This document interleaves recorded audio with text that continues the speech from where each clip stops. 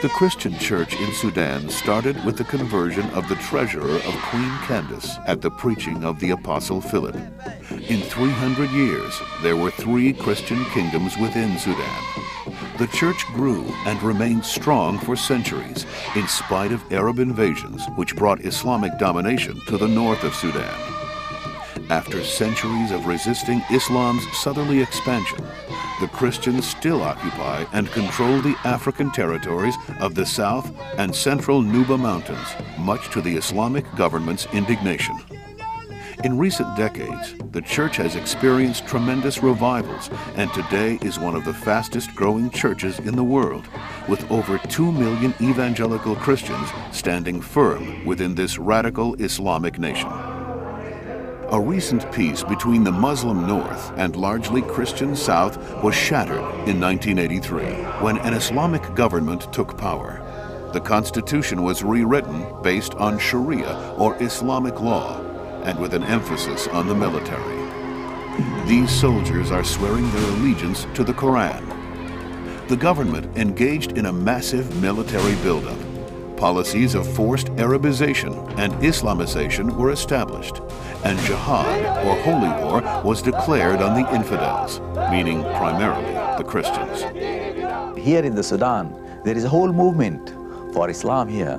Thousands and thousands, of young, they don't mind fighting. They go and die. They're graduates, doctors of law and of engineering. They don't mind doing anything, for Islam. This Islamic revival is only meeting the natural wishes of the Sudanese and enhancing their link to Allah. Sudan will carry the torch of Islam to all countries, including your own. Already, Sudan has waged an aggressive campaign for spreading Islamic rule to both its Arab and African neighbors. The ultimate goal of the Sudan government, if they can crush any resistance in Sudan, the next program will be these neighboring countries where they would like to see Islamic State in all these countries.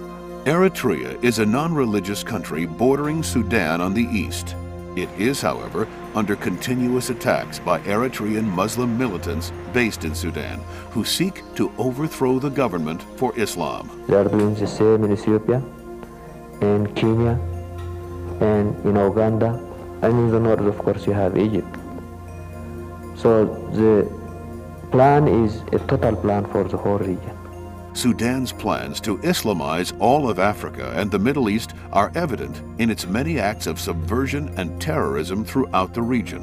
And already its long arm of terror has reached numerous nations around the world. The failed assassination attempt on Egyptian President Hosni Mubarak in Ethiopia was yet another effort by Sudan to spread Islamic rule to its neighbors. These 3 captured terrorists were headquartered, supplied, and trained in Sudan.